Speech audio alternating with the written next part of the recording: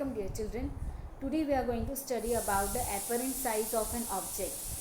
Very far object. Suppose if you observe a sun or either moon in the night. Actually these objects are very large, very huge. But when we look at them, they appear very small or tiny.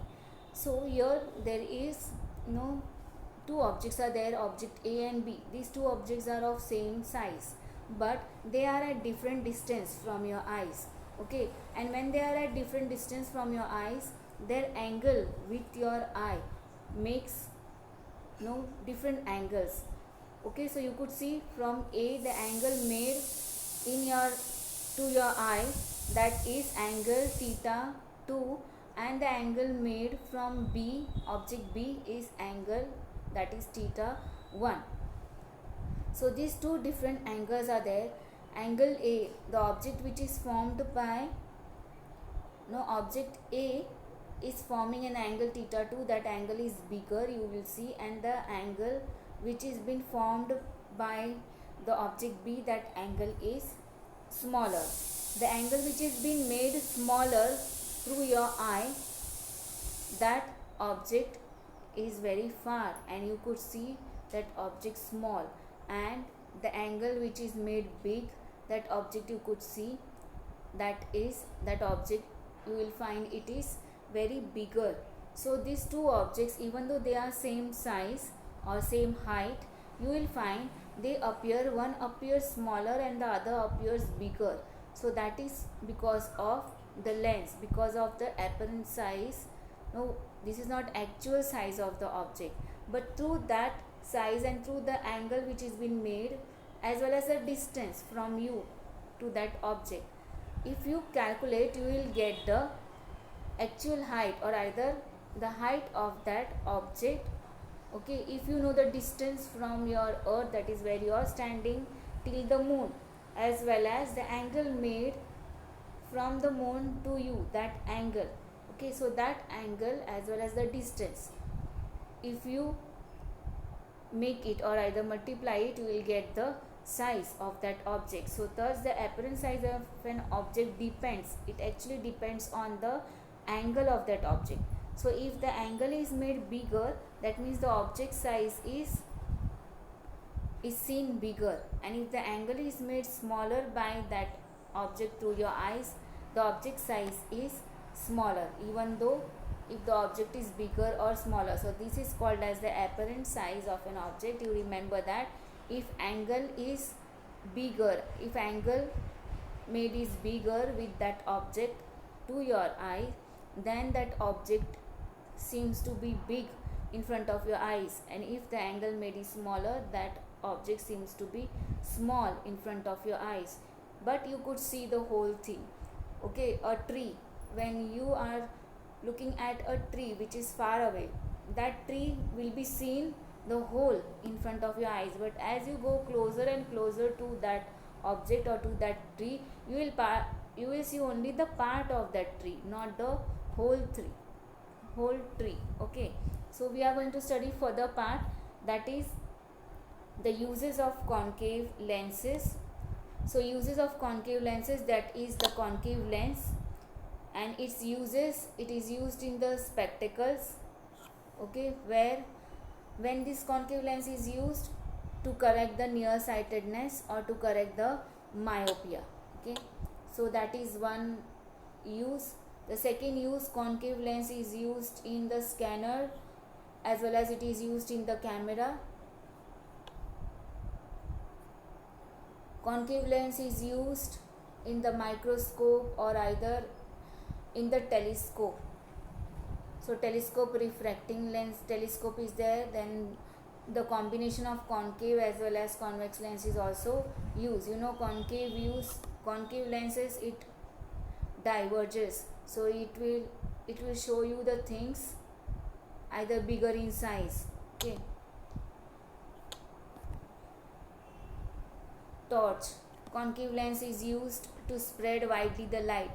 So a small bulb is placed inside the torch, and this small bulb has to give a large amount of light. The area should be covered, large area should be covered by the small light. So the concave lens is used here in the torch front part, that is the concave lens, and behind there is a mirror. Now which type of mirror it has to be? Okay, it has to be convex mirror, and the lens is concave lens. Concave lens is also used in the peephole of the door. Inside the door the peephole is there, isn't it? Here you have to see the view. Okay, not only the face of that person, but the whole person is seen through that peephole. Very tiny hole, and the lens is been fitted to that peephole in the door, where you could see the surrounding area outside your house, or either outside your door. We are going to study about the convex lens. It is used as a simple microscope. It is used by the watch repairers also. It is concave lens with small focal length. It produces virtual, erect and bigger image of an object.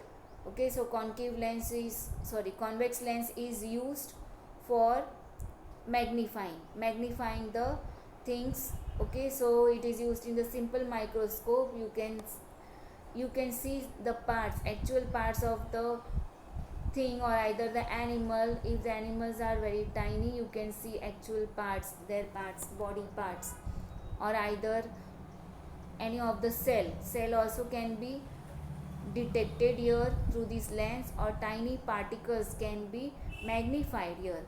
Okay, so that is called as simple microscope. Your magnifying lens is also called as simple microscope. Next, here in simple microscope, here you could see how the object is seen bigger. Okay, the object is kept in between the focus and the optical center. So when you see through this convex lens, you will find the object has magnified. So it is also used in the compound microscope. Combination of two convex lenses are used. Then you could see where the object is placed. Object is placed from the objective lens. No, two lenses are there. One is the eyepiece and the another one is through the object. You could see here the microscope. Okay, where you look inside, that is the eyepiece, and where the object is placed, that is the objective lens. So two lenses, as well as in between also sometimes the lens is there, again to magnify more. Now this object rays, incident ray pass through the objective lens, then it will refract and give you the inverted image. This inverted image has to be corrected again and again made magnified. From that image, again the incident ray passes through the eyepiece, and from the eyepiece you will find the image. Okay, it is inverted but it is magnified. Okay, so that is the compound microscope, where two lenses are placed. One lens is called as the objective lens and the other one is called as the eyepiece, and you will find the rays traveling and then diverge. It is converging and giving out the image, and that image becomes the object for the eyepiece, correct? And from that object again the image is formed. So that is the convex lenses. There is a combination of two convex lens. So one from the object, same size object, image is seen in between the eyepiece and the objective lens, and this image becomes the object for the eyepiece to form another image. So that is the work of compound microscope. There is a telescope, but this year you don't have to study about the telescope. Okay, the refracting telescope, it works this way. You could see it also has the eyepiece as well as it also has the objective lens. Particular focal length, no principal axis, particular focal length eyepiece has to be put. So refracting telescope are two types. No, telescopes are two types, as you have studied last year, refracting and reflecting. So these two telescopes, they use the convex lens, and in refracting telescope combination of two convex lens is used, and in reflecting telescope what is used, a mirror is used, as well as the concave lens is also used there. Okay, so here you don't have to study about the telescope, but you have to study about the optical instruments, as we have told what optical instruments are. These are the camera, projector, spectrograph. All these are the optical instruments where the concave lens is used.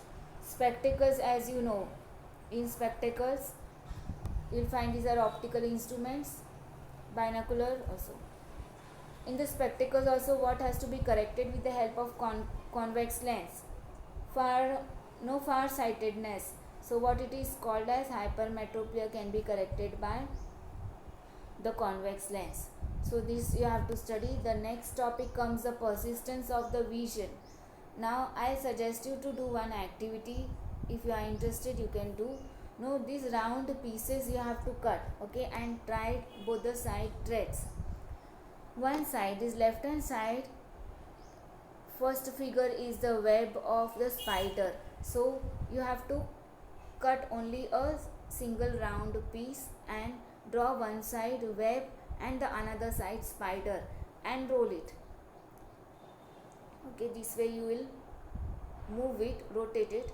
What will you will find, after some time you will find the spider is inside the web. This also. The next is the birds are there and the lion is there. Then the water pot, no, that is fish tank and a fish. So one side you have to draw a fish tank, another side you have to draw a fish, and then that thread which is there, hold it and rotate it. Okay, you will find that the fish is inside the pot. Why you do not see these two things separately? Because in your brain, whatever you see in your brain, the thing is kept. Whatever is you could see, that image is kept there in your brain for 1/6 second. Okay, 1/6 second the vision, what the image remains inside the brain.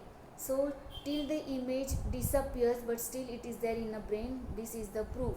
And with the help of that, there is a not periscope, it is I'll get the name afterwards, where the movie or the moving pictures were shown before.